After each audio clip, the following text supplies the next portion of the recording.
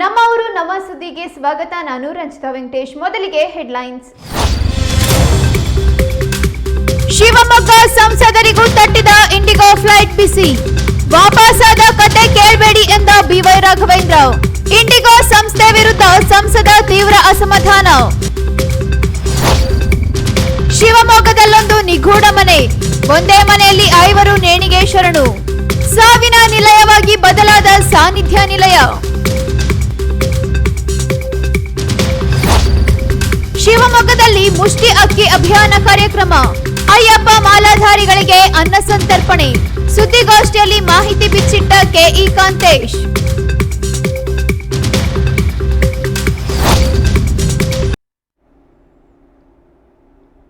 ಮಳೆ ಮಾಪನಗಳ ಬಗ್ಗೆ ಬಿವೈ ರಾಘವೇಂದ್ರ ಅಸಮಾಧಾನ ವ್ಯಕ್ತಪಡಿಸಿದ್ದಾರೆ. ಈ ಕುರಿತ ಬಿಗ್ ಬ್ರೇಕಿಂಗ್ ನ್ಯೂಸ್ ಬರ್ತಾ ಇದೆ, ಬನ್ನಿ ನೋಡೋಣ.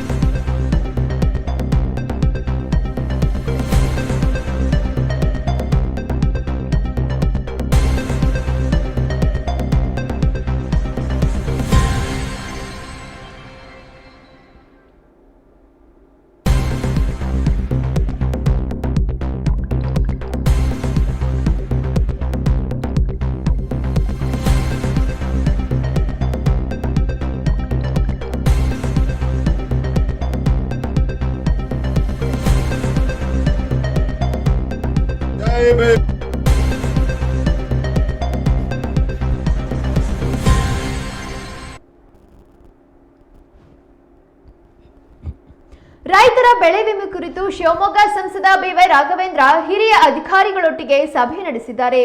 ಸಭೆಯಲ್ಲಿ ರೈತರ ತೆರಿಗೆ ಹಾಗೂ ಸರ್ಕಾರದ ಪರಿಹಾರ ಸೇರಿ ಅನೇಕ ಅಂಕಿ ಅಂಶಗಳ ವಿವರವನ್ನ ಅಧಿಕಾರಿಗಳಿಂದ ಪಡೆದಿದ್ದಾರೆ. ಸಭೆಯ ನಂತರ ಮಾತನಾಡಿದ ಶಿವಮೊಗ್ಗ ಬಿಜೆಪಿ ಸಂಸದರು 23 ಕೋಟಿಗಿಂತ ಹೆಚ್ಚು ವಿಮೆ ಕಟ್ಟಿದೆ. ಇದರಲ್ಲಿ ಕೇಂದ್ರ ಹಾಗೂ ರಾಜ್ಯ ಸರ್ಕಾರವು ಹೆಚ್ಚಿಗೆ ಸೂಚಿಸಿದೆ. ಈ ಚರ್ಚೆಯಲ್ಲಿ ಜಿಲ್ಲಾಧಿಕಾರಿಗಳು ಇನ್ನೊಮ್ಮೆ ಪರಿಶೀಲನೆ ನಡೆಸಿ ಜನರ ಮುಂದಿಡುವುದಾಗಿ ಹೇಳಿದ್ದಾರೆ. ಇನ್ನು ಮಳೆ ಮಾಪನಗಳ ಬಗ್ಗೆಯೂ ಸಂಸದರು ಅಸಮಾಧಾನ ಹೊರಹಾಕಿದ್ದು, ಸರ್ಕಾರ ಸಮಸ್ಯೆಯನ್ನ ಸರಿ ಮಾಡುವ ಕಡೆ ಗಮನ ಹರಿಸುತ್ತಿಲ್ಲ. ಸಾಗರ, ಹೊಸನಗರ, ತೀರ್ಥಹಳ್ಳಿಯಲ್ಲಿ ಭಾರೀ ಮಳೆಯಾಗಿದೆ. ಇಷ್ಟಾದ್ರೂ ಬೆಳೆ ಪರಿಹಾರ ಕಡಿಮೆಯಾಗಿದೆ ಎಂದು ಅಸಮಾಧಾನ ಹೊರಹಾಕಿದ್ದಾರೆ. ಸರ್ಕಾರ ಬಹಳ ಬೇಗ ಈ ವಿಚಾರದ ಬಗ್ಗೆ ಗಮನ ಹರಿಸಲಿ ಎಂದು ಆಗ್ರಹಿಸಿದ್ದಾರೆ.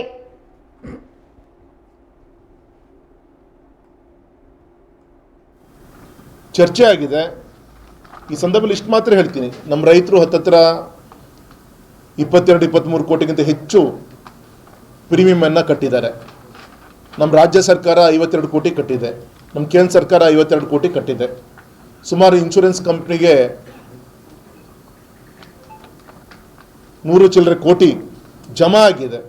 ಅಂದರೆ ನಮಗೆ ಬಂದಿರೋದು 113 ಕೋಟಿ. ಹೆಚ್ಚಿಗೆನೇ ಕಟ್ಟಿದ್ದಾರೆ. ಹೆಚ್ಚಿಗೆನೇ ಕಟ್ಟಿ ಇನ್ನೂ 25 ಕೋಟಿ ಹೆಚ್ಚಿಗೆನೇ ಕಟ್ಟಿದ್ದಾರೆ.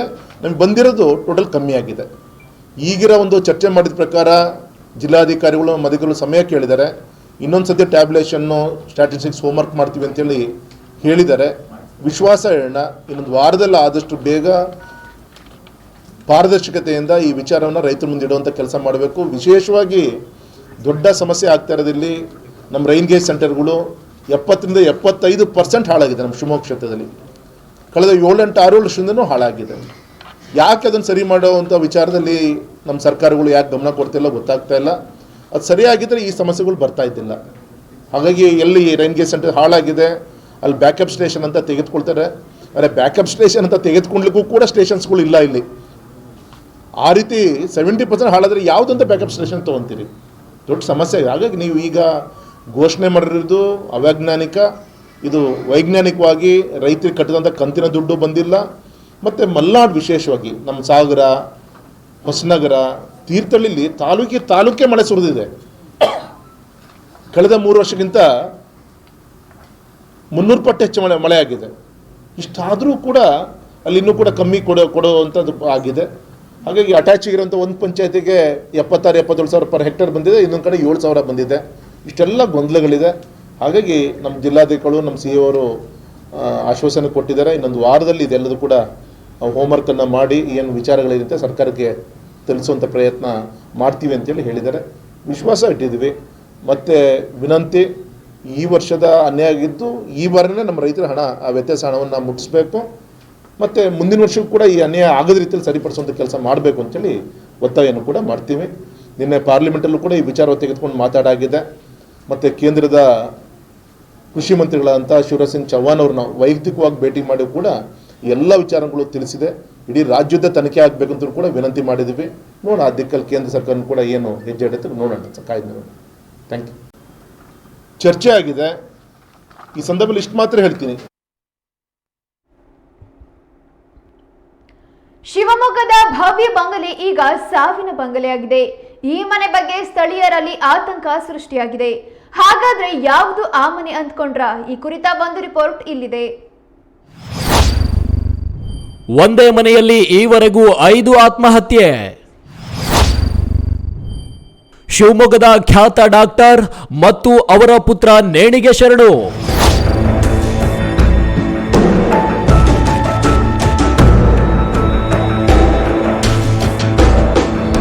ಪ್ರಿಯ ವೀಕ್ಷಕರೇ, ಇತ್ತೀಚಿನ ದಿನಗಳಲ್ಲಿ ಆತ್ಮಹತ್ಯೆ ಎಂಬುದು ಯುವ ಪೀಳಿಗೆಗೆ ಕಾಮನ್ ಆಗಿಬಿಟ್ಟಿದೆ. ಸಣ್ಣ ಪುಟ್ಟ ವಿಚಾರಕ್ಕೆ ಬಾಳಿ ಬದುಕಬೇಕಾಗಿದ್ದ ಜೀವಗಳು ಮಸಣ ಸೇರ್ತಾ ಇದ್ದಾವೆ.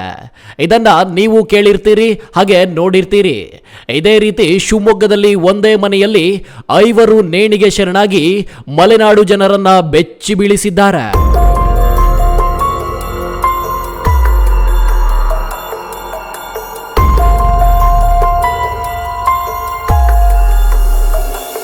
ಹೌದು, ಅವರೆಲ್ಲರೂ ಅವರದ್ದೇ ಕಾರಣಕ್ಕೆ ಆತ್ಮಹತ್ಯೆ ಮಾಡಿಕೊಂಡು ಆ ಮನೆಗೆ ಭಯದ ಕಂಟಕ ಅಂಟಿಸಿಬಿಟ್ಟಿದ್ದಾರೆ. ಇದು ಆ ಮನೆಯ ದೋಷವೋ ಅಥವಾ ಅವರ ಹಣೆ ಬರಹವೋ ಗೊತ್ತಿಲ್ಲ. ಹಾಗಿದ್ರೆ ಅದ್ಯಾಕೆ ಒಂದೇ ಮನೆಯಲ್ಲಿ 5 ನೇಣಿಗೆ ಶರಣಾದ್ರು? ಆ ಮನೆಯಲ್ಲಿ ನಡೆದಿದ್ದಾದ್ರೂ ಏನು? ಅದ್ಯಾಕೆ ಶಿವಮೊಗ್ಗದ ಜನತೆ ಆ ಮನೆ ಬಗ್ಗೆ ಅಷ್ಟೊಂದು ಮಾತನಾಡ್ತಾ ಇದ್ದಾರೆ ಅನ್ನೋದು ಗೊತ್ತಾಗ್ಬೇಕಾ? ಹಾಗಿದ್ರೆ ಈ ಸ್ಟೋರಿ ಕೊನೆವರೆಗೂ ನೋಡಿ.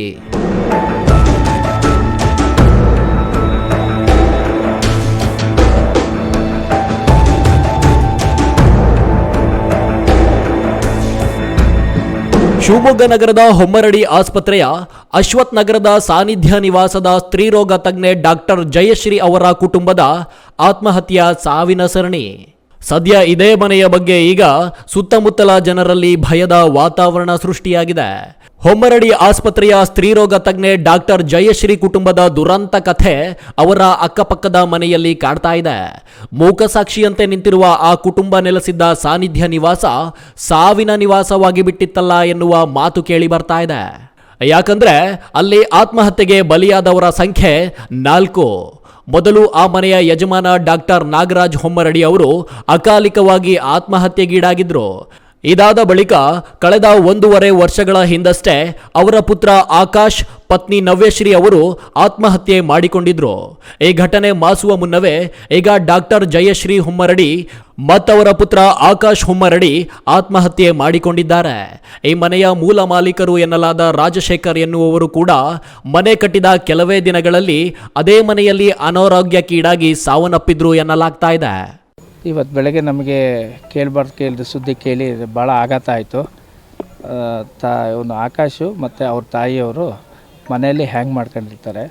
ಆ್ಯಕ್ಚುಲಿ ಅವ್ರದ್ದು ಮೂಲತಃ ನ್ಯಾಮತಿ ಊರು.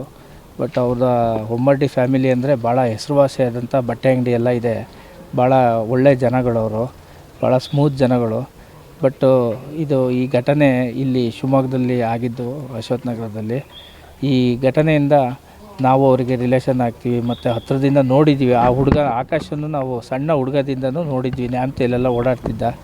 ಬಟ್ ಈ ಘಟನೆ ನೋಡಿ ನಮಗೆ ಭಾಳ ಮನಸ್ಸಿಗೆ ಆಘಾತಕಾರಿಯಾಗಿದೆ. ಈ ಥರ ಅಚಾತುರ್ಯ ನಡಿಬಾರ್ದಿತ್ತು, ನಡೆದೋಗಿದೆ. ದೇವರು ಅವ್ರ ಮನೆಯವರಿಗೆ ಮತ್ತು ಅವ್ರ ಬಂಧುಗಳಿಗೆಲ್ಲ ಒಂದು ಧೈರ್ಯ ಕೊಡಲಿ ಅಂತ ಈ ಮೂಲಕ ದೇವರ ಮನೆಯಲ್ಲಿ ಅವರಿಬ್ಬರೇ ಇದ್ದರು ಮತ್ತು ಅವರು ಸೊಸೆ ಇದ್ದರು. ಅವ್ರದ್ದು ಈಗ ಪಾಪ 5 ತಿಂಗಳಾಗಿದೆ ಮದುವೆ ಆಗಿ. ಅವರು ಜೂನ್ ತಿಂಗಳಲ್ಲಿ ಮದುವೆ ಆಗಿದ್ದು. ಅವರು ಇದ್ದರು, ಬಟ್ ಅವರಿಗೂ ಗೊತ್ತಾಗಿಲ್ಲ ಇದು ಬೆಳಗ್ಗೆ ಏನಾಗಿದೆ ಅಂತ. ಅವರಿಗೂ ಸಡನ್ ಶಾಕ್ ಆಗಿದೆ. ಮನೇಲಿ ಕೆಲಸದವ್ರು ಬಂದು ಕೆಲಸ ಮಾಡಿ ಹೋಗಿದ್ದಾರೆ, ಎಲ್ಲ ಮಾಡಿದ್ದಾರೆ. ಇವರು ರೂಮಲ್ಲಿ ಇದ್ದಾರೆ ಬಿಡು ಅಂತ ತಿಳ್ಕೊಂಡಿದ್ರು. ಬಟ್ ಆದರೆ ಈ ಥರ ಹಿಂಗೆ ಸೂಸೈಡ್ ಮಾಡಿಕೊಂಡಿದ್ದಾರೆ ಅಂತ ಯಾರಿಗೂ ಗೊತ್ತಾಗಿರಲಿಲ್ಲ. ಆಮೇಲೆ ಗೊತ್ತಾದ ತಕ್ಷಣ ಪೊಲೀಸ್ನವರೆಲ್ಲ ಬಂದರು. ಬಂದಾದಮೇಲೆ ಡೋರ್ ತೆಗೆದು ನೋಡಿದ ಮೇಲೆ ಗೊತ್ತಾಗಿದ್ದು ಇಬ್ಬರು ಹ್ಯಾಂಗ್ ಮಾಡ್ಕೊಂಡಿದ್ದಾರೆ. ಡೆತ್ ನೋಟ್ ಒಂದು ಬರೆದಿಟ್ಟಿದ್ದಾರಂತೆ. ಅದು ನೋಡಬೇಕು ಈ ಥರ. ಮೇಲ್ಗಡೆ ಅವನು ಆಕಾಶ್ ಸೂಸೈಡ್ ಮಾಡ್ಕೊಂಡಿದ್ದಾನೆ. ಕೆಳಗಡೆ ಅವರ ಅಮ್ಮ ಡಾಕ್ಟರ್ ಜಯಶ್ರೀ ಅವರು ಸೂಸೈಡ್ ಮಾಡ್ಕೊಂಡಿದ್ದಾರೆ. ಆತ್ಮಹತ್ಯೆಗೆ ಮೇಲ್ನೋಟಕ್ಕೆ ಕಾರಣ ಏನು ಗೊತ್ತಾಗ್ಬೋದಾ? ಮೇಲ್ನೋಟಕ್ಕೆ ಏನಿಲ್ಲ, ಅವರು ಏನೋ ಸುಮ್ಮನೆ ಹಾಗೆ ಸಣ್ಣದಾಗಿ ಏನೋ ಮಾತುಕತೆ ಆಗಿರಬಹುದು. ನಾವು ಯಾರಿಗೂ ಗೊತ್ತಿಲ್ಲ. ಬಟ್ ಆ ಥರ ಏನು ಅವರು ಅನಿಸಿರಲಿಲ್ಲ. ಮನೆ ಅಕ್ಕಪಕ್ಕದಲ್ಲಾಗಲಿ ಯಾರಿಗಾದ್ರೂ ಆ ಥರದವ್ರು ಅಲ್ಲ ಅವರು. ಆ್ಯಕ್ಚುಲಿ ಏನು ಆ ಥರ ಗಲಾಟೆ ಮಾಡ್ಕೊಳೋದಾಗಲಿ ಆ ಥರದ್ದೇನೂ ಇರಲಿಲ್ಲ. ಏನೋ ಸಣ್ಣ ಪುಟ್ಟ ಮನಸ್ತಾಪದಿಂದ ಏನೋ ಕೆಟ್ಟ ಗಳಿಗೆಯಲ್ಲಿ ಈ ಥರ ನಡೆದೋಗಿದೆ ಅಂತ ಹೇಳ್ಬೋದು ನಾವು. ಹಾಂ, ಇದೇ ಥರನೇ ಆಗಿತ್ತು. ಅವರ ಡಾಕ್ಟರ್ ನಾಗರಾಜ್ ಅವರು ಸೂಸೈಡ್ ಅಲ್ಲೇ ಮಾಡ್ಕೊಂಡಿದ್ರು. ಮತ್ತು ಆಕಾಶ್ ಅವರ ಫಸ್ಟ್ ವೈಫೂ ಅಲ್ಲೇ ಸೂಸೈಡ್ ಆಗಿದ್ದರು. ಇದು ಇವರಿಬ್ಬರು ಆಗಿದ್ದಾರೆ. ಒಟ್ಟು 4 ಜನ ಸೂಸೈಡ್ ಆಗಿದೆ. ಎಲ್ಲ ಆತ್ಮಹತ್ಯೆನೇ ಆಗಿರೋದು. ಹ್ಯಾಂಗ್ ಮಾಡ್ಕೊಂಡೆ ಇದಾಗಿರೋದು. ತುಂಬ ಡಿಪ್ರೆಷನ್ ಏನು ಅಂಥದ್ದೇನು ಕಂಡು ಬಂದಿಲ್ಲ. ಯಾಕೆಂದ್ರೆ ಅವನು ಹಿಂದಿನ ದಿನವೂ ಎಲ್ಲರ ಹತ್ರನೂ ಚೆನ್ನಾಗೇ ಮಾತಾಡಿದ್ದಾನೆ. ಯಾರ ಹತ್ರನೂ ಅವ್ರ ಸ್ನೇಹಿತರು ಫೋನ್ ಮಾಡಿದವ್ರ ಹತ್ರನೂ ಯಾವುದೇ ರೀತಿ ಅವನೇನು ಅಳಲು ತೋಡ್ಕೊಂಡಿಲ್ಲ. ಬಟ್ ಇದೇನೋ ಒಂದು ಕ್ಷಣದಲ್ಲಿ ಈ ಮಿಂಚು ಬಂದು ಹೋದಂಗೆ ಏನೋ ಒಂದು ಬಂದು ಅವ್ರ ಪ್ರಾಣ ಹೋಗಿದೆ ಅಂತ ನಮಗೆ ಅನಿಸ್ತಾ ಇದೆ. ನಿಜವಾಗ್ಲೂ ಇದು ಭಾಳ ಬೇಸರ ಸಂಗತಿ. ಇದು ಈ ಥರ ಯಾರದೇ ಫ್ಯಾಮಿಲಿಯಲ್ಲಿ ಆಗಲಿ ಯಾರೇ ವೈರಿಗಳಿಗಾದ್ರೂ ಈ ಥರದ್ದು ಪರಿಸ್ಥಿತಿ ಬರಬಾರ್ದು.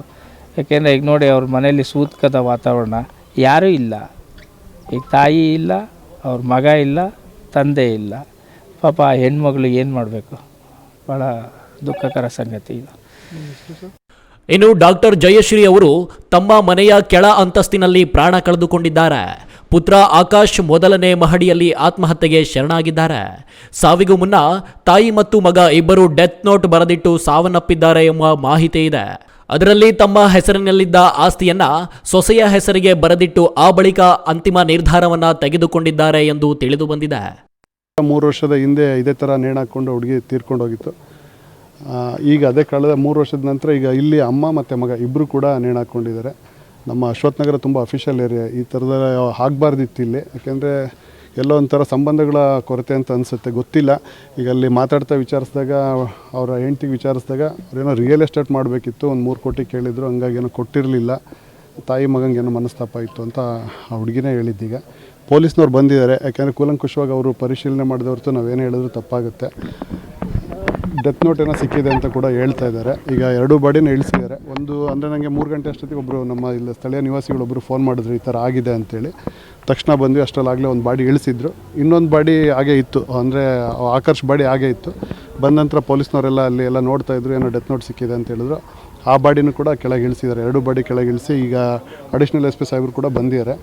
ಈಗ ಹುಡುಗಿನ ವಿಚಾರಿಸ್ತಾ ಇದ್ದಾರೆ. ಆಕರ್ಷ್ ಅವರ ಹೆಂಡ್ತಿಗೆ ವಿಚಾರಿಸ್ತಾ ಇದ್ದಾರೆ. ಅವರು ದುಃಖದಲ್ಲಿರೋದ್ರಿಂದ ಏನು ಸ್ಪಷ್ಟವಾಗಿ ಹೇಳ್ತಾ ಇಲ್ಲ ಏನಾಗಿದೆ ಏನು ಅಂಥೇಳಿ. ನಾನು ಅಲ್ಲೇ ಸ್ಥಳದಲ್ಲಿದ್ದಂಥ ಸಂದರ್ಭದಲ್ಲಿ ಅವ್ರು ಹೇಳಿದ್ದು ರಾತ್ರಿ ಅವ್ರು ಆಕರ್ಷ್ ಬೇಗ ಮಲ್ಕೊಂಡ್ರು ಅಂತ ಹೇಳ್ತಿದ್ದಾರೆ. ಮತ್ತೇನೋ 2 ಗಂಟೆ ಟೈಮಲ್ಲಿ ಏನೋ ಅವ್ರ ಅತ್ತೆ ನನಗೆ ಫೋನ್ ಮಾಡಿದ್ರು, ಮಲ್ಕೋ ಬೆಳಗ್ಗೆ ಬರ್ತಾನೆ, ಬಂದಮೇಲೆ ಮಾತಾಡಂತೆ ಅಂತ ಹೇಳಿದ್ರು. ಮತ್ತು ಇವರು ಕೂಡ ನಾನು ಸಾಕಷ್ಟು ಮೆಸೇಜ್ ಮಾಡಿದೆ, ಅವ್ರೇನು ಆನ್ಸರ್ ಮಾಡಲಿಲ್ಲ. ಬೆಳಗ್ಗೆ 11 ಗಂಟೆ ಆದರೂ ಸಾಮಾನ್ಯ ಬೇಜಾರಾಗಿದ್ದಾರೆ, ಹಂಗಾಗಿ ಲೇಟಾಗಿ ಎದ್ದು ಬರ್ಬೋದೇನಂತ ನಾನು ಕಾಯ್ತಾ ಇದ್ದೆ. ಬರಲಿಲ್ಲ ಅಂತ ಹೇಳಿದ್ರು.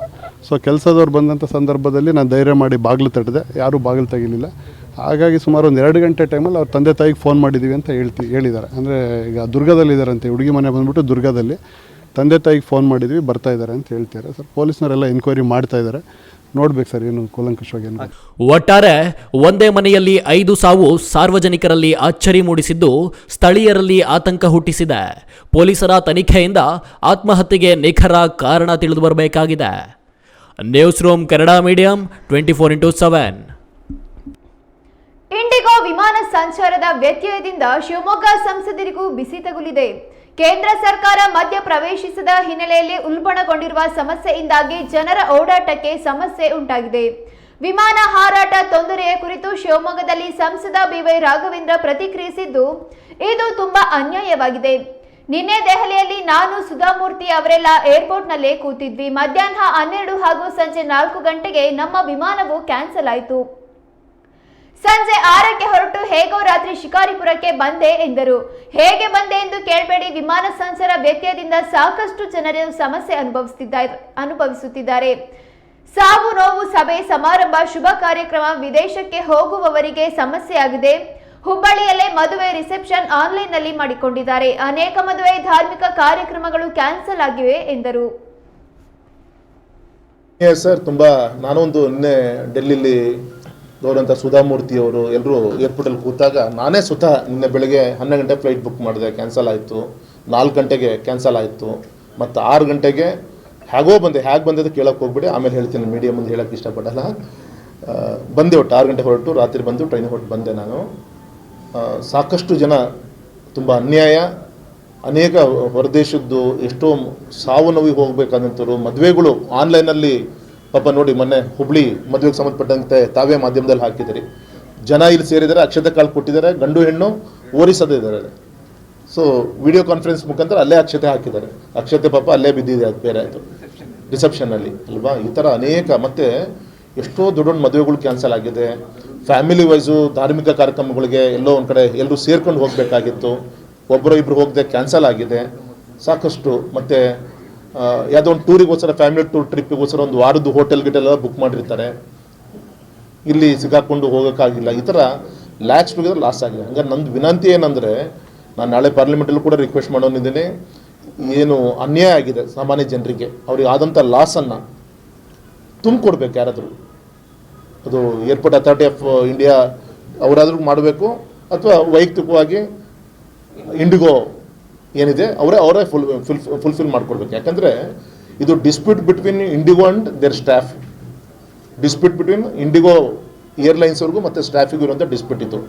ನಮ್ಮ ಕೇಂದ್ರ DGCA ಕಾನೂನು ಹಾಕಿತ್ತು, ಒಬ್ಬ pilot per day 8 hours run ಮಾಡಬೇಕು, per week 36 hours, per month 36 hours, sorry per week 36 hours run ಮಾಡಬೇಕು ಅಂತ ಇತ್ತು. ಇಂಡಿಗೋ ಏನು ಮಾಡ್ತಾರೆ ಅಂದರೆ ಡಬಲ್ ವರ್ಕ್ ತೊಗೊತಾ ಇದ್ದಾರೆ ಪೈಲಟಿಂದ. ಇದರಿಂದ ನಂಬರ್ ಆಫ್ ಆಕ್ಸಿಡೆಂಟ್ಸ್ಗಳು ಈ ಥರದೆಲ್ಲ ಆಗುತ್ತೆ ಅಂದರೆ ಸೇಫ್ಟಿ ಮೆಜರ್ಸಿಂದ ನಮ್ಮ ಕೇಂದ್ರ ಏವಿಯೇಷನ್ ಮಿನಿಸ್ಟ್ರಿಯಿಂದ DGCA ಕಾನೂನು ತಂದಿತ್ತು. ಆದರೆ ನಿನ್ನೆ ಆದಂಥ ಗೊಂದಲಕ್ಕೆ DGCA ವಾಪಸ್ ತೆಗೆದುಕೊಳ್ತು ಕಾನೂನು. ಸದ್ಯಕ್ಕೆ ನಾನು ಲಿಬರಲ್ ಆಗಿ ಬಿಡ್ತೀನಿ, ನಿಮಗೆ ಬರೋದಿಂದಲೇ ಫುಲ್ಫಿಲ್ ಮಾಡಿ ಅಂಥೇಳಿ ಕಳೆದ 2 ವರ್ಷದಿಂದಲೂ ಕೂಡ ನೋಟಿಸ್ ಕೊಡ್ತಾ ಇದ್ದಾರೆ. ಈಗ ಅಲ್ಲಿರುವಂಥ ಪೈಲಟ್ಸ್ಗಳು ತಿರುಗಿ ಬಿದ್ದಿದ್ದಾರೆ. ನಮ್ಮ ಕೇಂದ್ರ DGCAನೇ ಕಾನೂನು ಪರ್ ಡೇ 8 ಅವರ್ಸ್ ಅಂತ ಇದ್ಮೇಲೆ ನಮ್ಮನ್ನೇ ಯಾಕೆ 16 ಗಂಟೆ ದುಡಿಸ್ಕೊತೀರಿ ಅಂತೇಳಿ ಅವರು ಸ್ಯಾಲ್ರಿ ಹೈಕ್ ಮಾಡಬೇಕು.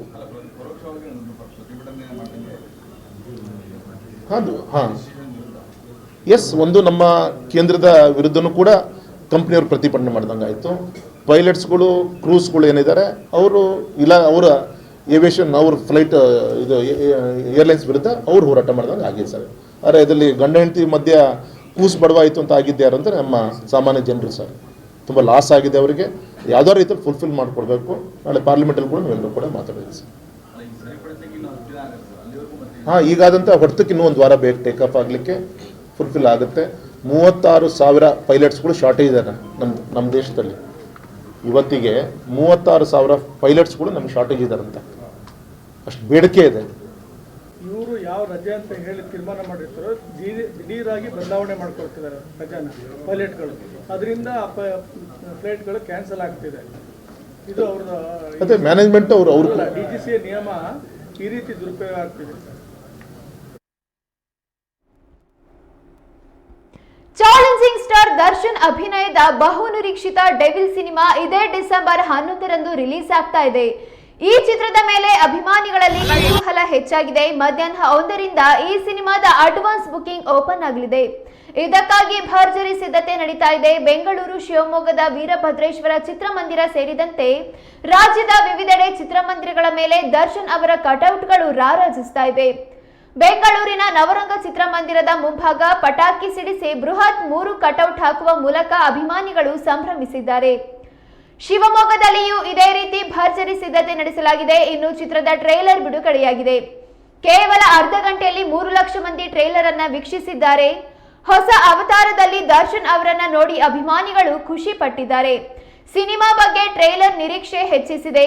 ದರ್ಶನ್ ಅವರು ಟ್ರೇಲರ್ನಲ್ಲಿ ಹಲವು ಗೆಟಪ್ಗಳಲ್ಲಿ ಕಾಣಿಸಿಕೊಂಡಿದ್ದಾರೆ. ಅವರ ಸ್ಟೈಲಿಶ್ ಲುಕ್, ಮಾಸ್ ಡೈಲಾಗ್ ಗಮನ ಸೆಳೆಯುವಂತಿದೆ. ಸೂರ್ಯಂಗೆ ಹೆಚ್ಚು ಹೊತ್ತು ಗ್ರಹಣ ಹಿಡಿಯಲ್ಲ, ನಾನು ಬರ್ತಿದ್ದೀನಿ ಚಿನ್ನ ಎಂದು ದರ್ಶನ್ ಡೈಲಾಗ್ ಹೇಳುವಾಗ ರಿಲೀಸ್ ದಿನಾಂಕ ತೋರಿಸಲಾಗಿದೆ.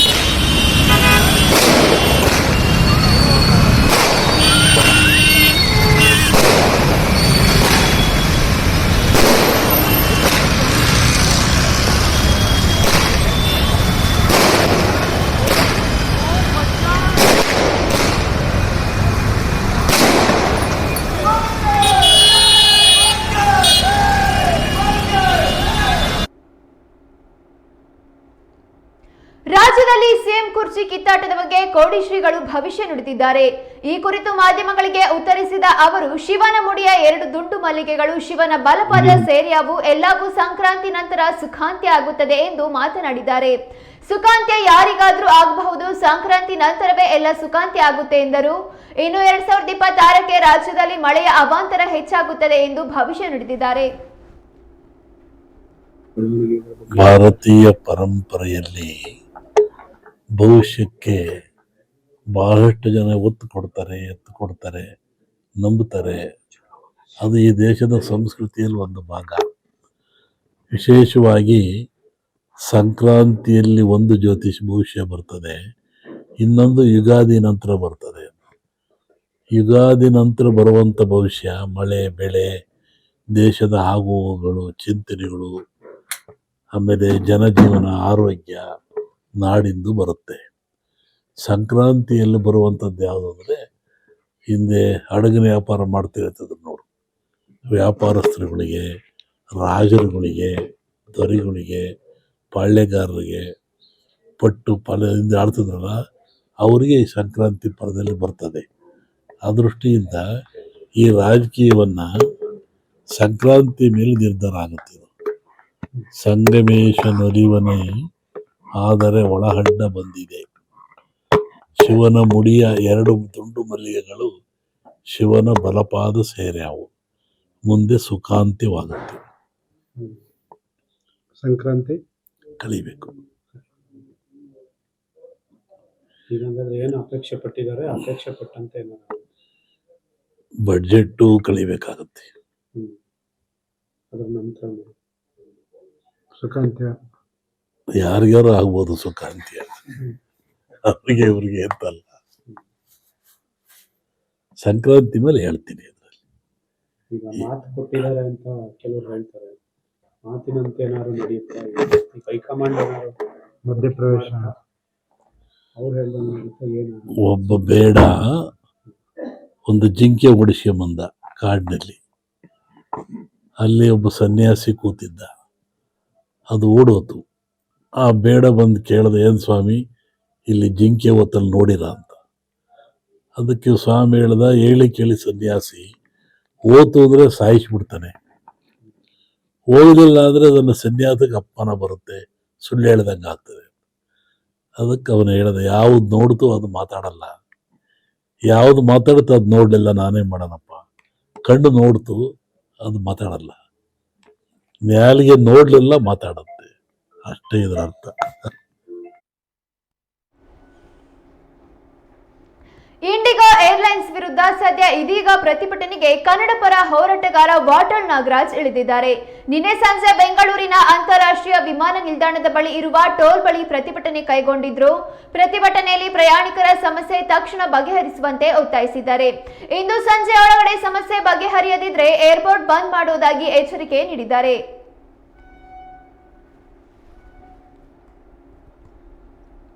ಇಂಡಿಗೋ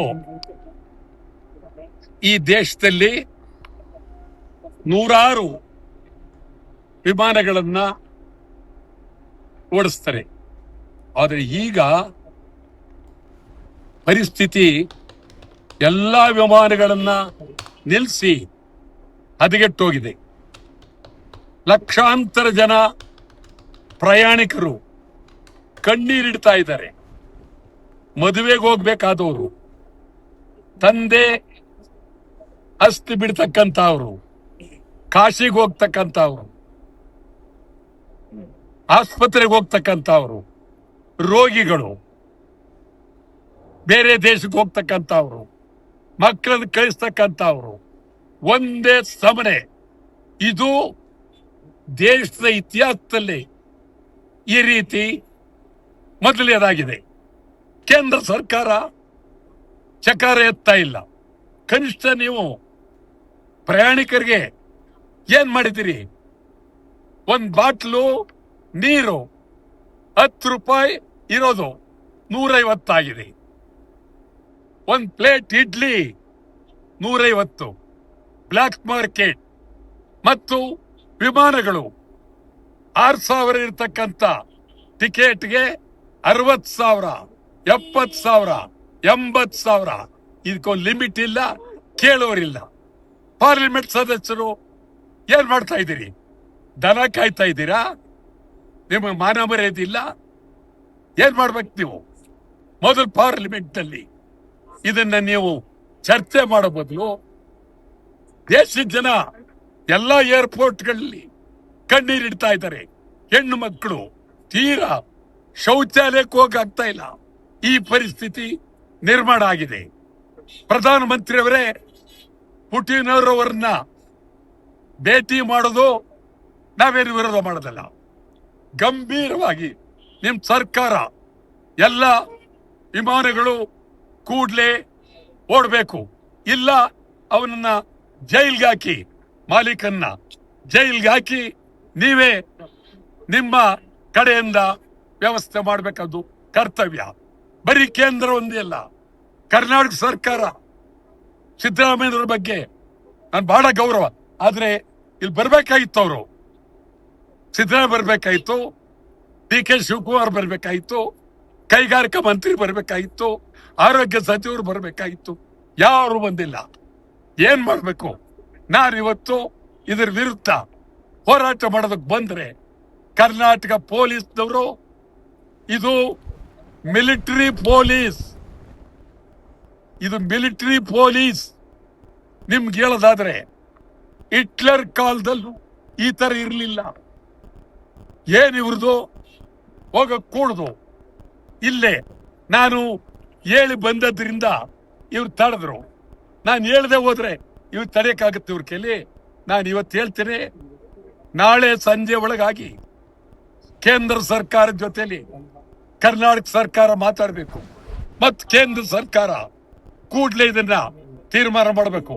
ಇಲ್ಲ ಇಡೀ ರಾಷ್ಟ್ರೀಯ ಹೆದ್ದಾರಿ, ವಿಮಾನ ನಿಲ್ದಾಣದ ಹೆದ್ದಾರಿ ಸಂಪೂರ್ಣವಾಗಿ ಕನ್ನಡ ಚಳವಳಿ ಪಕ್ಷ, ಎಲ್ಲ ಕನ್ನಡ ಪರ ಹೋರಾಟಗಾರರು ತಡೆಯುತ್ತೀವಿ, ಹೋರಾಟ ಮಾಡ್ತೀವಿ. ಚಳವಳಿ ಹೊಸ ನಿಯಮಾವಳಿಯನ್ನ ಮಾಡೋದಕ್ಕೂ ಮುಂಚೆ ಚಿಂತನೆ ಮಾಡಬೇಕಾಗಿತ್ತು. ಮತ್ತು ಎಲ್ಲ ಪೈಲಟ್ಗಳು ಎಲ್ಲರೂ ಕರೆದು ಅವ್ರಿಗೇನ್ ತೊಂದರೆ ಆಗುತ್ತೆ, ಏನಾಗ್ಬೋದು, ಇದೆಲ್ಲವನ್ನ ಮಾಡಬೇಕಾಗಿತ್ತು. ಅದನ್ನ ಬಿಟ್ಟು ನೀವು ಆ ವಿಮಾನ ಸಚಿವರು, ಕೈಗಾರಿಕಾ ಸಚಿವರು, ಹಣಕಾಸು ಸಚಿವರು, ಪ್ರಧಾನಮಂತ್ರಿ ಇದೊಂಥರ ಸರ್ವಾಧಿಕಾರಿ ತರ ನೀವು ಹೊಸ ನಿಯಮನ ಮಾಡಿರೋದು ನಿಜಕ್ಕೂ ತೊಂದರೆ ಆಗಿದೆ, ನಿಜಕ್ಕೂ ತೊಂದರೆ ಆಗಿದೆ. ಆದ್ರಿಂದ ನಾನು ಪೈಲಟ್ಗಳ ಪರವಾಗೂ ಇದ್ದೇನೆ ಮತ್ತು ಅಲ್ಲಿ ಇರ್ತಕ್ಕಂಥ ಹೆಣ್ಣು ಮಕ್ಕಳು, ಏನೋ ಹೆಣ್ಮಕ್ಳುಗಳು ನಿಜವಾಗ್ಲೂ ನೋವಾಗುತ್ತೆ. ಈ ಪರಿಸ್ಥಿತಿ ಎಂದೂ ಆಗಿರಲಿಲ್ಲ. ಕನಿಷ್ಠ ಸರ್ಕಾರಗಳು ಅವ್ರದ್ದು ಊಟದ ವ್ಯವಸ್ಥೆ, ರೂಮಿನ ವ್ಯವಸ್ಥೆ, ನೀರಿನ ವ್ಯವಸ್ಥೆ, ಶೌಚಾಲಯ ಮಾಡಬೇಕಾಗಿತ್ತು. ಯಾವುದು ಮಾಡಲಿಲ್ಲ. ಇದು ನಿಜವಾಗ್ಲೂ ಅನ್ಯಾಯ. ಇದನ್ನ ನೋಡಿ ನೋವಾಯ್ತು. ತಮಗೆ ಫೋನ್ ಮಾಡಿ ಪ್ರತಿಭಟನೆ ಮಾಡ್ಬೇಕು ಅಂತ ಬಂದ್ರೆ ಇಲ್ಲಿ ಏನೋ ಆಗೋಗುತ್ತೆ ಅಂತೇಳಿ ಪೊಲೀಸ್ನವರು ಇಲ್ಲೇ ತಡೆದಿದ್ದಾರೆ. ಶಿವ ಶಿವಮೊಗ್ಗದಲ್ಲಿ ಏಕಮುಖ ಸಂಚಾರಕ್ಕೆ ಜಿಲ್ಲಾಧಿಕಾರಿ ಆದೇಶ ಹೊರಡಿಸಿದ್ದಾರೆ. ಈ ಕುರಿತ ಹೆಚ್ಚಿನ ಮಾಹಿತಿ ತಿಳಿಯೋಣ ಪುಟ್ಟ ವಿರಾಮದ ನಂತರ.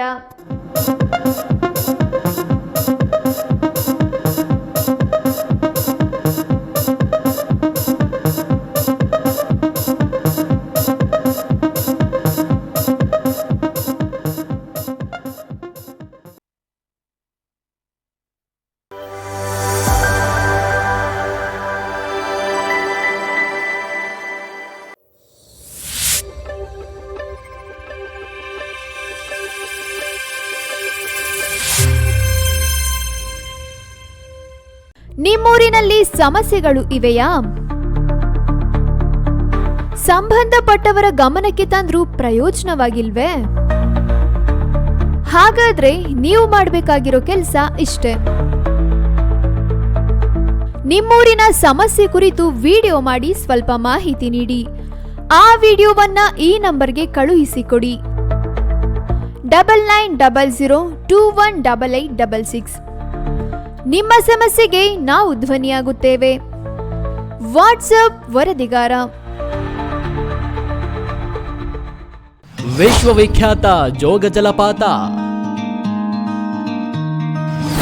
ಆಗುಂಬೆಯ ವೈಭವ, ಕೊಡಚಾದ್ರಿಯ ಸೌಂದರ್ಯ, ತುಂಗೆ ಮತ್ತು ಭದ್ರೆಯರ ಆರ್ಭಟ, ಶರಾವತಿ ನದಿಯ ವಿಹಂಗಮ ನೋಟ, ಮಲೆನಾಡ ಹೆಬ್ಬಾಗಿಲಿನ ಸಮಗ್ರ ಚಿತ್ರಣ,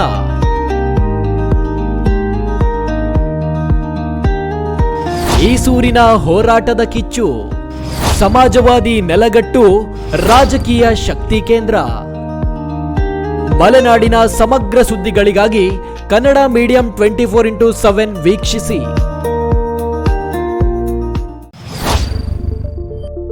ಫೇಸ್ಬುಕ್ನಲ್ಲಿ 2 ಲಕ್ಷ ಫಾಲೋವರ್ಸ್, ಯೂಟ್ಯೂಬ್ನಲ್ಲಿ 1,90,000 ಸಬ್ಸ್ಕ್ರೈಬರ್ಸ್, ರಾಜ್ಯಾದ್ಯಂತ ಕೋಟಿ ವೀಕ್ಷಕರು. ಕೋಟಿ ವೀಕ್ಷಕರಿಗೆ ಧನ್ಯವಾದಗಳು. ನಿಮ್ಮ Kannada medium 24x7.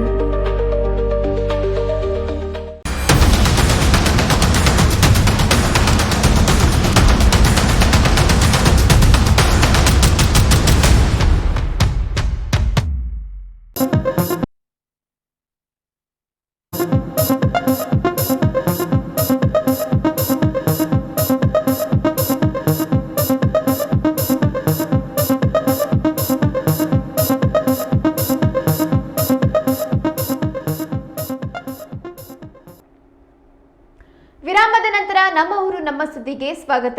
Vinobanagar police ಚೌಕಿ ಕಡೆಗಳಲ್ಲಿ ದಿನೇ ದಿನೇ ವಾಹನ ಸಂಚಾರ ದಟ್ಟಣೆ ಹೆಚ್ಚುತ್ತಿರುವ ಹಿನ್ನೆಲೆಯಲ್ಲಿ ಶಿವಮೊಗ್ಗ ವಿನೋಬನಗರದ 2ನೇ ಹಂತದ 2ನೇ ಮುಖ್ಯ ರಸ್ತೆ ಪೊಲೀಸ್ ಚೌಕಿ ಕೆಳಭಾಗ ನಂದಿನಿ ಪಾರ್ಲರ್ನಿಂದ ಮಾನಸ ಪೆಟ್ ಸ್ಮಾರ್ಟ್ ಶಾಪ್ ಕಡೆಗೆ ಹೋಗುವ ವಾಹನಗಳಿಗೆ ಮಾತ್ರ ಸಂಚರಿಸಲು ಅವಕಾಶ ನೀಡಲಾಗಿದೆ.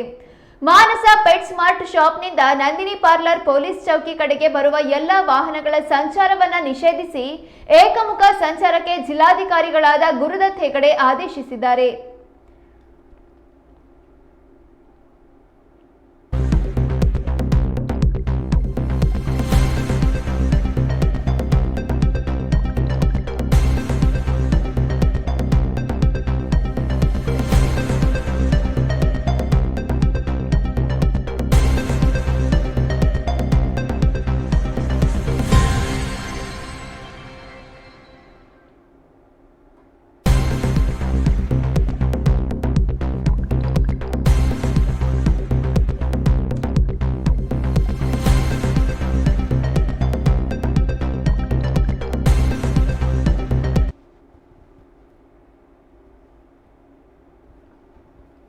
ಕರ್ನಾಟಕ ಸರ್ಕಾರ ಪರಿಶಿಷ್ಟ ಜಾತಿಯಲ್ಲಿ ಮೀಸಲಾತಿ ವರ್ಗೀಕರಣ ಮಾಡಿರುವ ಆದೇಶವನ್ನ ಪುನರ್ ಪರಿಶೀಲಿಸುವಂತೆ ಕರ್ನಾಟಕ ರಾಜ್ಯ ಬಂಜಾರ ಯುವಕರ ಸಂಘ ಮತ್ತು ವಿದ್ಯಾರ್ಥಿ ಸಂಘ ಒತ್ತಾಯಿಸಿದೆ. ಈ ಮೀಸಲಾತಿಯಲ್ಲಿ ರಾಜ್ಯ ಸರ್ಕಾರ ಸುಪ್ರೀಂ ಕೋರ್ಟ್ನ ಮಾನದಂಡಗಳನ್ನು ತಳ್ಳಿ ಹಾಕಿದೆ. ಇದರಿಂದ ಅಲೆಮಾರಿ, ಕೊರಚ, ಲಂಬಾಣಿ, ಬೋವಿ, ಕೊರಮ, ಅಲೆಮಾರಿ ಬುಡಕಟ್ಟುಗಳಿಗೆ ತೊಂದರೆಯಾಗಿದೆ ಎಂದು ಆರೋಪಿಸಿದ್ದಾರೆ.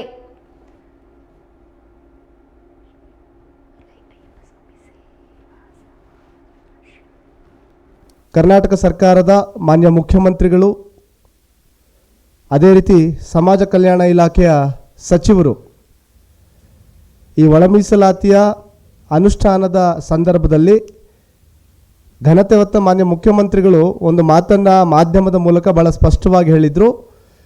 ಒಳ ಮೀಸಲಾತಿ ವಿಚಾರದಲ್ಲಿ ಪರಿಶಿಷ್ಟ ಜಾತಿಯ 101 ಸಮುದಾಯಗಳಿಗೆ ಯಾವುದೇ ರೀತಿಯ ಅನ್ಯಾಯವಾಗದಂತೆ ನಾವು ಕ್ರಮವನ್ನು ವಹಿಸ್ತೇವೆ ಅಂಥೇಳಿ. ಅದೇ ರೀತಿ ಸಮಾಜ ಕಲ್ಯಾಣ ಇಲಾಖೆಯ ಸಚಿವರಾಗಿರ್ತಕ್ಕಂತಹ ಡಾಕ್ಟರ್ HC ಮಹಾದೇವಪ್ಪನವರು ಕೂಡ ಅದೇ ಮಾತನ್ನು ಹೇಳಿದರು. ನಾವುಗಳು ಅವರ ಮಾತನ್ನು ಅಕ್ಷರಶಃ ನಂಬಿದ್ವಿ. ಯಾಕೆಂತ ಅಂದರೆ ಸನ್ಮಾನ್ಯ ಸಿದ್ದರಾಮಯ್ಯನವರು ಸಾಮಾಜಿಕ ನ್ಯಾಯದ ಅಡಿಯಲ್ಲಿ ಕೆಲಸವನ್ನು ಮಾಡ್ತಾರೆ. ನಮ್ಮ ಸಮುದಾಯಗಳಿಗೆ, ಎಲ್ಲ ಸಮುದಾಯಗಳಿಗೂ ಕೂಡ ಒಳ ಮೀಸಲಾತಿ ವಿಚಾರದಲ್ಲಿ ನ್ಯಾಯವನ್ನು ಕೊಡ್ತಾರೆ ಅಂಥೇಳಿ. ಆದರೆ ಇದು ಯಾವಾಗ ಶಿಕ್ಷಣ ಮತ್ತು ಉದ್ಯೋಗ ಕ್ಷೇತ್ರದಲ್ಲಿ ಒಳ ಮೀಸಲಾತಿ ಇತ್ತೀಚೆಗೆ ಜಾರಿಯಾಯಿತು, ಕರ್ನಾಟಕ ರಾಜ್ಯದಲ್ಲಿ ಕೆಲವೊಂದು ರಿಕ್ರೂಟ್ಮೆಂಟ್ಗಳು ಆಗ್ತಾ ಇದೆ. ಉದಾಹರಣೆಗೆ ನಮ್ಮ ಶಿವಮೊಗ್ಗದ ಶಿವಮೊಗ್ಗದ ಒಂದು ರಿಕ್ರೂಟ್ಮೆಂಟ್ ಇತ್ತೀಚೆಗೆ ಆಯಿತು. ಅದರ ಜೊತೆಗೆ ಕೆಲವು ಬ್ಯಾಂಕ್ಗಳ ರಿಕ್ರೂಟ್ಮೆಂಟ್ ಕೂಡ ಆಗ್ತಾ ಇದೆ. ಅದನ್ನು ಒಂದು ಸ್ಪಷ್ಟವಾಗಿ ಗಮನಿಸಿದಾಗ ಈ ಒಳ ಮೀಸಲಾತಿ ವಿಚಾರದಲ್ಲಿ, ಅದರಲ್ಲೂ ಈ ಉದ್ಯೋಗದಲ್ಲಿ ಏನು ಸರ್ಕಾರ ಜಾರಿ ಮಾಡಿದೆ ಅದರಿಂದ ನಮಗೆ ಬಹಳಷ್ಟು ಅನ್ಯಾಯ ಆಗ್ತಾ ಇದೆ. ಅದರಲ್ಲಿ ರೋಸ್ಟರನ್ನು ನಾವು ಗಮನಿಸ್ತಾ ಹೋದರೆ, ಈಗ ಹಿಂದೆ 100 ಹುದ್ದೆಗಳಲ್ಲಿ ಪರಿಶಿಷ್ಟ ಜಾತಿಗಳಿಗೆ ಸುಮಾರು 17 ಹುದ್ದೆಗಳನ್ನು ನಿಗದಿಪಡಿಸಲಾಗಿತ್ತು. 18% ರಿಸರ್ವೇಷನ್, 17%ನ ಒಂದು ರಿಸರ್ವೇಷನ್ನ ಅನ್ವಯ.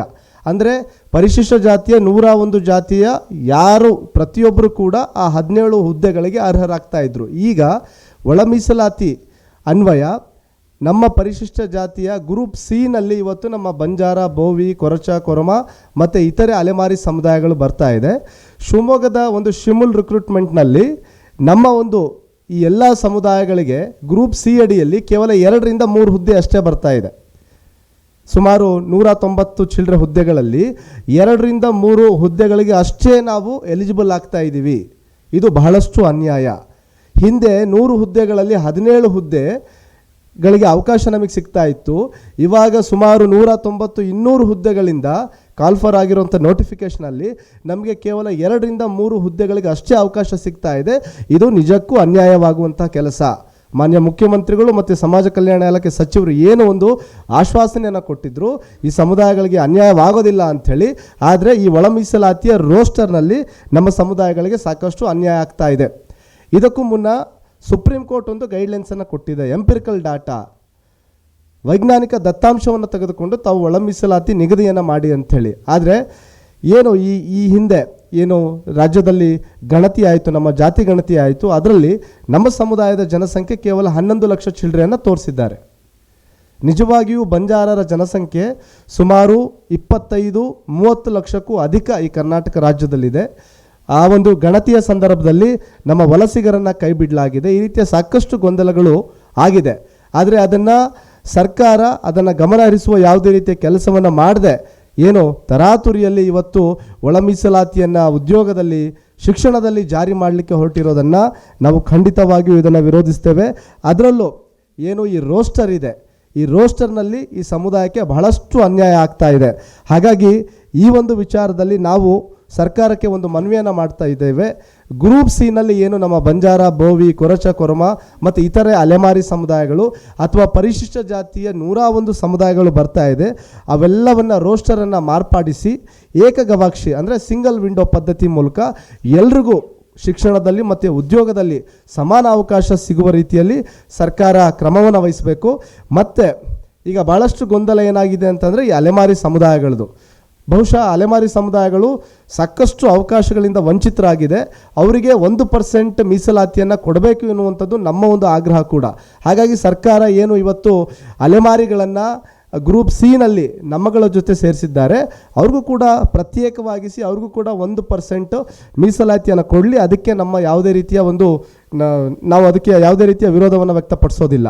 ಮತ್ತು ಇಲ್ಲಿ ಮೊದಲು ಈ ಸ್ಪೃಶ್ಯ ಅಸ್ಪೃಶ್ಯ ಎನ್ನುವಂಥ ಪದಗಳು ಬಂದಾಗ ನಾವು ಕೂಡ ಅದನ್ನು ಸಾಕಷ್ಟು ವಿರೋಧವನ್ನು ಮಾಡಿದ್ವಿ. ಅದನ್ನು ತೆಗಿಬೇಕು, ಆ ಪದಗಳನ್ನು ಬಳಸಬಾರ್ದು, ಅದು ಅಸಂವಿಧಾನಿಕ ಪದಗಳು ಅಂಥೇಳಿ ಸರ್ಕಾರ ಅದನ್ನು ಕೂಡ ಗಣನೆಗೆ ತೆಗೆದುಕೊಳ್ಬೇಕು. ಈಗ ಈ ಮೀಸಲಾತಿಯ ಒಂದು ಕಾನ್ಸೆಪ್ಟು ಕೇವಲ ಸರ್ಕಾರಿ ವಲಯದಲ್ಲೇ ಜಾರಿಯಾಗಿದೆ. ಆದರೆ ಇವತ್ತು ಸರ್ಕಾರಿ ವಲಯಕ್ಕಿಂತ ಖಾಸಗಿ ವಲಯದಲ್ಲಿ ಸಾಕಷ್ಟು ಉದ್ಯೋಗ ಅವಕಾಶಗಳು ದೊರಕ್ತಾ ಇದೆ. ಖಾಸಗಿ ವಲಯದಲ್ಲೂ ಕೂಡ ಈ ಮೀಸಲಾತಿ ಜಾರಿಯಾಗಬೇಕು ಅಂಥೇಳಿ ಸಾಕಷ್ಟು ದಶಕಗಳಿಂದ ಹೋರಾಟ ಆಗ್ತಾ ಇದೆ. ಈ ಎಲ್ಲ ಅಂಶವನ್ನು ಸರ್ಕಾರ ಪರಿಗಣನೆಗೆ ತೆಗೆದುಕೊಂಡು ಈಗೇನು ಇನ್ನು ಕೆಲವೇ ದಿನಗಳಲ್ಲಿ ಬೆಳಗಾವಿಯ ಒಂದು ಅಧಿವೇಶನ ನಡೀತಾ ಇದೆ. ಆ ಅಧಿವೇಶನದಲ್ಲಿ ಈ ಒಳ ಮೀಸಲಾತಿ ವಿಚಾರವಾಗಿ ಏನೇನು ತಪ್ಪು ಡಿಸಿಷನ್ಸ್ಗಳಾಗಿದೆ, ತಪ್ಪು ನಿರ್ಧಾರಗಳನ್ನು ಸರ್ಕಾರ ತೆಗೆದುಕೊಂಡಿದೆ ಉದ್ಯೋಗದಲ್ಲಿ ಮತ್ತು ಶಿಕ್ಷಣದಲ್ಲಿ, ಅದನ್ನು ಸರಿಪಡಿಸುವಂಥ ಕೆಲಸವನ್ನು ಘನ ಸರ್ಕಾರ ಮಾಡಲೇಬೇಕು ಅಂತೇಳಿ ಈ ಸಂದರ್ಭದಲ್ಲಿ ನಾವು ಆಗ್ರಹಿಸ್ತೇವೆ. ಯಾಕೆಂದರೆ ಕಳೆದ ಬಾರಿಯ BJP ಸರ್ಕಾರದ ಅವಧಿಯಲ್ಲಿ ಯಾವ ರೀತಿಯ ಬೆಳವಣಿಗೆಗಳು ಆಯಿತು ಅಂತ ಅನ್ನೋದು ಎಲ್ರಿಗೂ ಕೂಡ ಗೊತ್ತಿದೆ. ಬರೀ ಈ ಒಳ ಮೀಸಲಾತಿ ಜಾರಿ ಆಗುತ್ತೆ ಅನ್ನೋ ಒಂದು ಕಾರಣಕ್ಕೆ ನಮ್ಮ ಬಂಜಾರ ಸಮುದಾಯ BJPಗೆ ಪ್ರಬಲ ವಿರೋಧಿಯಾಗಿ ಕೆಲಸವನ್ನು ಮಾಡಿತ್ತು. ಅದನ್ನು BJPಯ ಘಟಾನುಘಟಿ ನಾಯಕರುಗಳು ಹೇಳ್ಕೊಂಡಿದ್ರು, ನಾವು ಬಂಜಾರ ಸಮುದಾಯದ ವಿರೋಧದಿಂದ ನಾವು ಸೋತ್ವಿ, BJP ಅಧಿಕಾರಕ್ಕೆ ಬರಲಿಲ್ಲ ಅಂಥೇಳಿ. ಆ ಒಂದು ಗತಿ ಈಗಿನ ಕಾಂಗ್ರೆಸ್ ಸರ್ಕಾರಕ್ಕೆ ಆಗಬಾರ್ದು.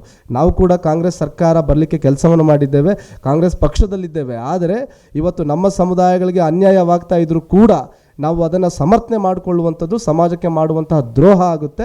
ಹಾಗಾಗಿ ಈ ನಿಟ್ಟಿನಲ್ಲಿ ಮಾನ್ಯ ಮುಖ್ಯಮಂತ್ರಿಗಳು, ಸಮಾಜ ಕಲ್ಯಾಣ ಇಲಾಖೆ ಸಚಿವರು ಏನು ಈ ಶಿಕ್ಷಣ ಮತ್ತು ಉದ್ಯೋಗದಲ್ಲಿ, ಅದರಲ್ಲೂ ವಿಶೇಷವಾಗಿ ಉದ್ಯೋಗದಲ್ಲಿ ಈಗೇನು ರಿಕ್ರೂಟ್ಮೆಂಟ್ಗಳಾಗ್ತಾ ಇದೆ, ಈಗೇನು ನೋಟಿಫಿಕೇಷನ್ಗಳಾಗ್ತಾ ಇದೆ, ಅದರಲ್ಲಿ ನಮ್ಮ ಸಮುದಾಯಗಳಿಗೆ ಸಾಕಷ್ಟು ಅನ್ಯಾಯ ಆಗ್ತಾ ಇದೆ.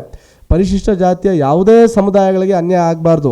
ಎಡ ಸಮುದಾಯ ಆಗಿರಲಿ, ಬಲ ಸಮುದಾಯ ಆಗಿರಲಿ, ಅಥವಾ ನಮ್ಮ ಬಂಜಾರ, ಬೋವಿ, ಕೊರಚ, ಕೊರ್ಮ, ಅದರಲ್ಲೂ ವಿಶೇಷವಾಗಿ ಅಲೆಮಾರಿ ಸಮುದಾಯಗಳಾಗಿರಲಿ, ಎಲ್ರಿಗೂ ಕೂಡ ಅವಕಾಶಗಳು, ಪ್ರಾತಿನಿಧ್ಯಗಳು ಕೊಡಲೇಬೇಕು. ಇವತ್ತು ಸುಪ್ರೀಂ ಕೋರ್ಟ್ 50% ಸೀಲಿಂಗ್ ಲಿಮಿಟನ್ನು ಇಟ್ಟಿದೆ ರಿಸರ್ವೇಷನಲ್ಲಿ. ತಮಿಳುನಾಡಲ್ಲಿ 69-70% ದಾಟಿದೆ. ಮಾರ್ಪಾಡುಗಳು ಮಾಡಬಹುದು, ಅವಕಾಶ ಇದೆ. ಅದೇ ರೀತಿ ರಾಜ್ಯ ಸರ್ಕಾರ ಕೂಡ ಮಾಡಬಹುದು. ಇವತ್ತು ಅತಿ ಹೆಚ್ಚು ಜನಸಂಖ್ಯೆ ಇರತಕ್ಕಂಥದ್ದು ನಮ್ಮ ಪರಿಶಿಷ್ಟ ಜಾತಿ, ಪರಿಶಿಷ್ಟ ಪಂಗಡದವರು ಇಡೀ ರಾಜ್ಯದಲ್ಲಿ. ಆದರೆ ಮೀಸಲಾತಿಯ ನೀತಿಯನ್ನು ನೋಡಿದಂಥ ಸಂದರ್ಭದಲ್ಲಿ ನಿಜಕ್ಕೂ ಅದು ನಮಗೆ ಅನ್ಯಾಯವಾಗುವಂಥ ಕೆಲಸ ಆಗ್ತಾ ಇದೆ. ಹಾಗಾಗಿ ವಿಶೇಷವಾಗಿ ಈಗೇನು ರಿಕ್ರೂಟ್ಮೆಂಟ್ಗಳಾಗಿದೆ, ಆ ರಿಕ್ರೂಟ್ಮೆಂಟ್ಗಳಲ್ಲಿ ಕೂಡ ಸರ್ಕಾರ ಒಂದು ತಡೆಯನ್ನು ತಂದು, ಏನೋ ಹಿಂದೆ ಇದ್ದಂತಹ ಒಂದು 101 ಜಾತಿಗಳಿಗೆ 17% ಸಮಾನವಾಗಿ ಅವಕಾಶ ಸಿಗ್ತಾ ಇತ್ತು. ಯಾರು ಬೇಕಾದರೂ ಸ್ಪರ್ಧೆ ಮಾಡಿ ಅರ್ಹತೆ ಇದ್ದವರು, ಟ್ಯಾಲೆಂಟ್ ಇದ್ದವರು ಆ ಹುದ್ದೆಯನ್ನು ಗಿಟ್ಸ್ಕೊಳ್ತಾ ಇದ್ರು.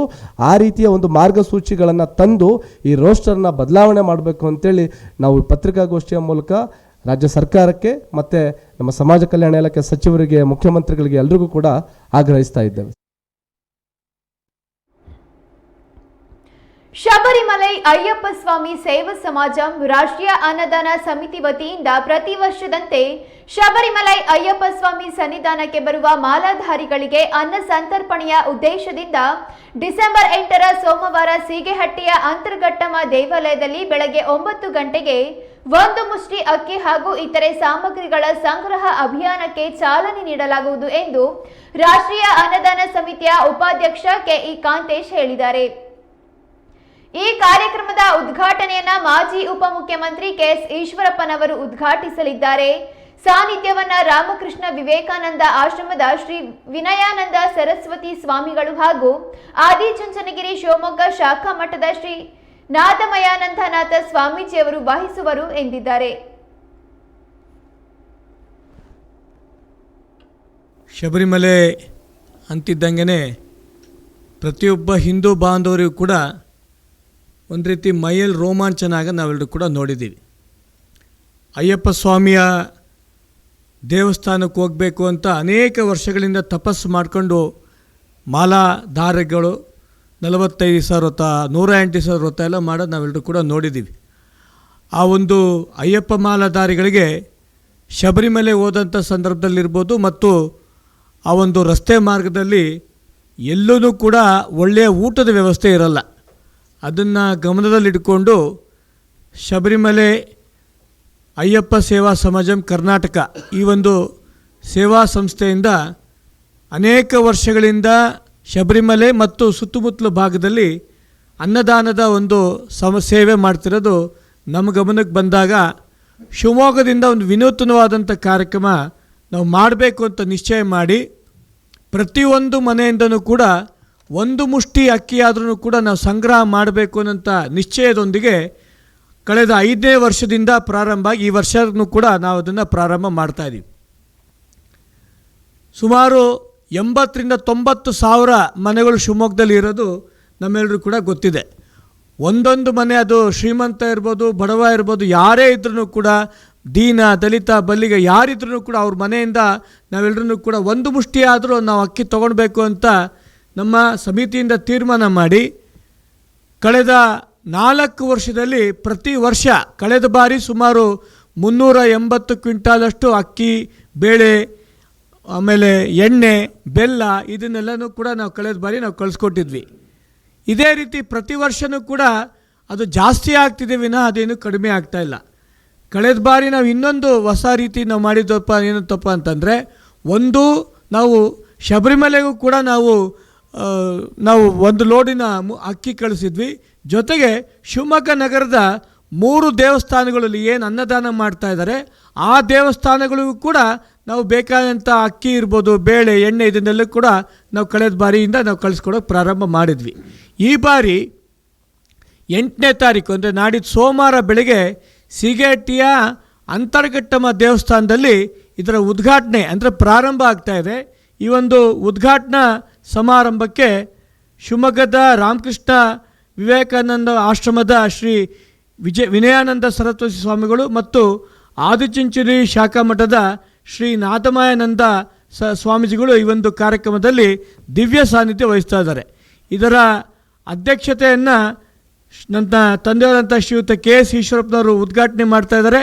ಜೊತೆಗೆ ಒಂದು ಕಾರ್ಯಕ್ರಮಕ್ಕೆ ಮುಖ್ಯ ಅತಿಥಿಗಳಾಗಿ ಮಾಜಿ ಶಾಸಕರಾದಂಥ ಶ್ರೀ KB ಪ್ರಸನ್ನಕುಮಾರ್ ಅವರು, ಶ್ರೀ ಪಾಲಾಕ್ಷ್ ಅವರು, ಡಾಕ್ಟರ್ ಅರವಿಂದ್ ಅವರು, ಸಿಟಿ ಕೋಆಪರೇಟಿವ್ ಬ್ಯಾಂಕಿನ ಅಧ್ಯಕ್ಷರಾದಂಥ G ರಾಜೂರವರು, ND ಸತೀಶ್ ಅವರು, ಆಮೇಲೆ ಶ್ರೀ ಜಿಲ್ಲಾ BJPಯ ಅಧ್ಯಕ್ಷರಾದಂಥ NK ಜಗದೀಶ್ ಅವರು, ಶ್ರೀ SP ಶೇಷಾದ್ರಿ ಅವರು, ಮಾಜಿ ಕಾರ್ಪೊರೇಟರ್ ಆದಂಥ ಶ್ರೀ ಶಂಕರ್ ಗನ್ನಿ ಅವರು, ಶ್ರೀ ಶರತ್ ಮರಿಯಪ್ಪನವರು, ಶ್ರೀ ಮಲ್ಲಿಕಾರ್ಜುನ್ R ಮತ್ತು ಅಯ್ಯಪ್ಪ ಸ್ವಾಮಿ ಸೇವಾ ಸಮಾಜನ ಜಿಲ್ಲಾಧ್ಯಕ್ಷರು ಆದಂಥ K ಸಂತೋಷ್ ಅವರು ಆ ಒಂದು ಕಾರ್ಯಕ್ರಮದಲ್ಲಿ ಭಾಗವಹಿಸ್ತಾ ಇದ್ದಾರೆ.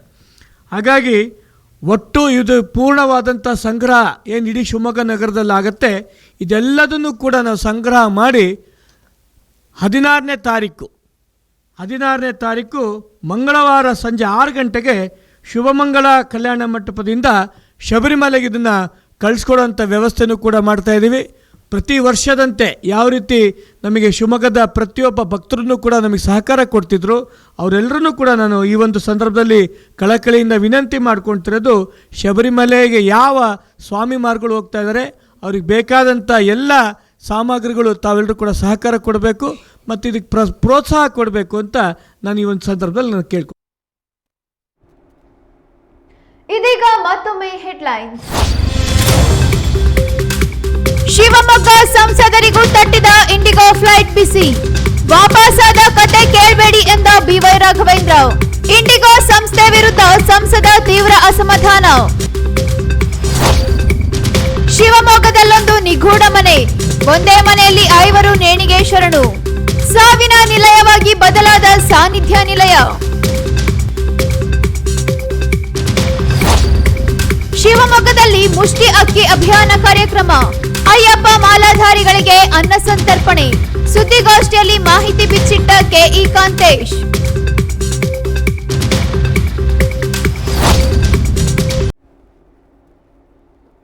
ಇದಿಷ್ಟು ಈ ಹೊತ್ತಿನ ಪ್ರಮುಖ ಸುದ್ದಿ. ಹೆಚ್ಚಿನ ಮಾಹಿತಿಗಾಗಿ ನೋಡ್ತಾ ಇರಿ ಕನ್ನಡ ಮೀಡಿಯಂ 24x7.